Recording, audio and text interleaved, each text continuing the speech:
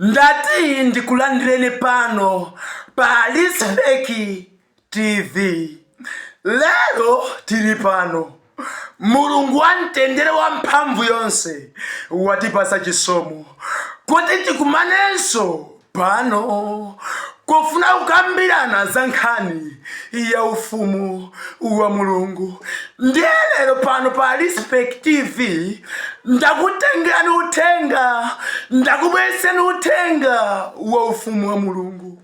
Koma tisanagawana uthengawu ndati ndikupaseni moni kaya Mbuye wathu Yesu Khristu mfumu ya ulemerero akusamalirani bwanji. Kukakhala kuno chisomo chake nchokwanira. Ine mbale Elisha Beka ndimati kuti musandisiye ndekha, chifukwa pa gomeli chakudya chimakoma kudya awiri atatu, ndi chimene chimasekemera, ndi chimene chimazuna, ndi chimene chimakhutisa. Ameni, ameni. Telele rufatika mbirani uthenga pamutu oti zikuvuta kuzindikira, zikuvuta kuzindikira. Chachitika nchiyani muli kuchedwa? Chachitika nchiyani mwayambira muja muli dodododo? Chachitika ndi chiyani? Kwani simukuziona zimene ndakutumani? Akuti ayi, katundu amene mwandituma ndikatenga iyi ali kufuna kuti ndinzindikire, zili kufa kuti ndidziwe kuti ndi utiyo amene muli kufotokoza. Ndiye lero tili pano kufuna kusanthula mutu umenewu. Zili kuvuta kuzindikira. Tisegule malemba. Mbale wanga tenga Bible yako, mbuku limene la Mateyu pali mawu. Mateyu chapter number 13. Ndipo tikayambira kuwerenga pa verse number 27. Verse number 27 mawu ali pamwamba akuti fanizo lana nsongole pa 27. Ndipo anyamata ake mwini nyumbayo anadza nati kwa iye, Mbuye, kodi simunafesa mbewu zabwino m'munda mwanu? Nanga wachokera kuti na nsongoleyo? Ndipo iye ananena kwa iwo, munthu ndani wanga wachichita ichi. Ndipo anyamata anati kwa iye, kodi mufuna tsopano kuti timuke tikasonkhanitse uyo pamodzi? Koma iye anati, iyayi, kuti kapena pamene mukasonkhanitsa na nsongoleyo mungazulenso ndi tirigu pamodzi. Kazilekeni zonse ziwiri zikulire pamodzi kufikira pakututa. Haleluya, haleluya. Abale wanga tikunena kuti tili pano kufuna kusanthula pamutu umenewu woti zikuvuta kuzindikira.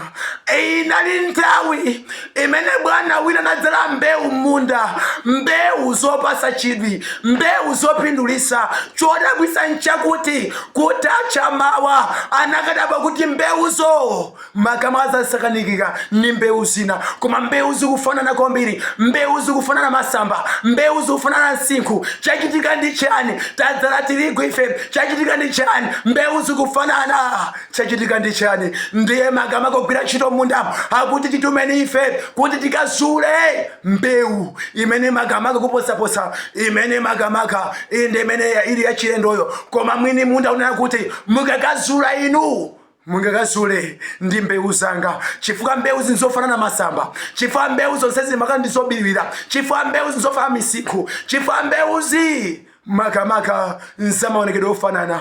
Abale wanga ndimanena kuti zikuvuta kuzindikira pano pa dziko achulukirenji ya Khristu ovala maduku. Zikuvuta kuzindikira kuti nduti mkatikati mova maduku papezeka wina amene makamaka akumanga meshi, papezeka wina akumanga mangongo, koma chifukwa onse avala maduku zikuvuta kuzindikira.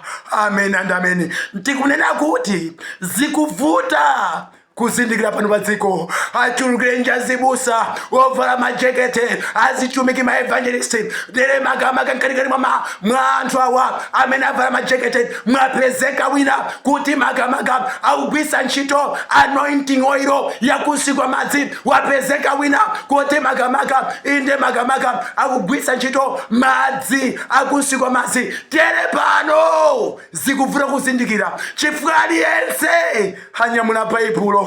Kodi mbusa nithamangise mtumiki ninchose pampingo pata kuti ayi iwe onse wavala majekete onse wavala matayo. Zikuvuta kuzindikira, zikuvuta kuzindikira. Achulukire nje anyamata ova madecent, anyamata oneka chiyero koma muntima mwa mosakonzeka, ndi anthu a masturbation, ndi anthu ovunda mtima. Zikuvuta kuzindikira chifukwa onse amapita ku chechi, onse amapemphera, onse wamagamaka amapeka chakhumi. Zikuvuta kuzindikira.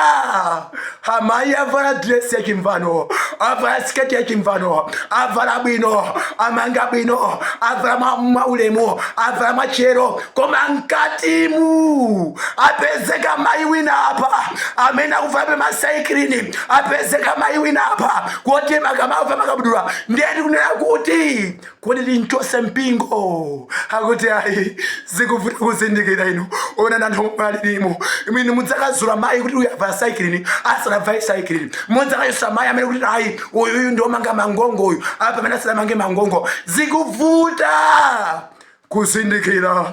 Tipange motani, tichite motani kwate kwa aliyense oyenda moyo wa dziko lapansi, oyenda moyo wachitayiko, alibe cholowa mu ufumu wa Mulungu. Tiyenera kulapa kusiyana makhala dziko lapansi amene akutipangisa ife magausanja ndi Ambuye. Tiyenera tisiyane nawo.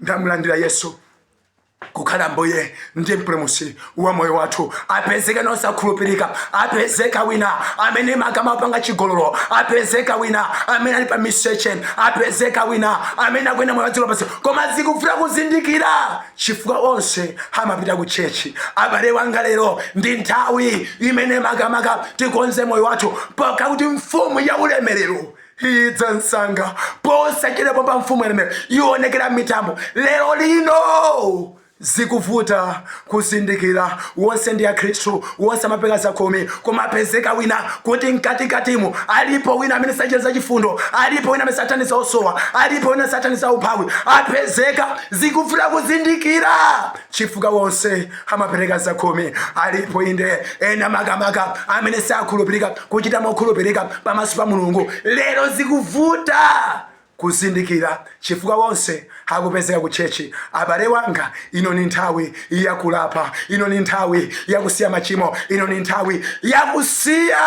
ntchito za mdima namulandira Yesu kukhala Mbuye ndi mpulumutsi wa moyo wathu. Kwati ife tonse ometa mbali tidzameta mbali mpaka liti? Ife tonse akaduka adumbo osilira olota maloto ipa onyasa kumata tikugona tikusudzidwa kumata zinjoka tidzapanga mpaka liti? Zikuvuta kuzindikira chifukwa sapita ku chechi, koma apezeka wina mkatikati amene akulota maloto ipa. Apezeka wina mkatikati amene magamaka maloto ake amathamangisa njoka, maloto ake ndiwakona kutulo. Lero zikuvuta kuzindikira. Angukhato ndoviro sakufuna mamasulidwe. Lero ni nthawi yakudziwa kutulo nafunafuna mamasulidwe chifukwa mfumu ya ulemerero ionekera posachita pompa. Mbale wanga, bwanji mawapanga chisankho ngati kuli nthawi, bwanji tikumanenso pompano pa Lispeki TV posachita pompa. Shalom, shalom, shalom.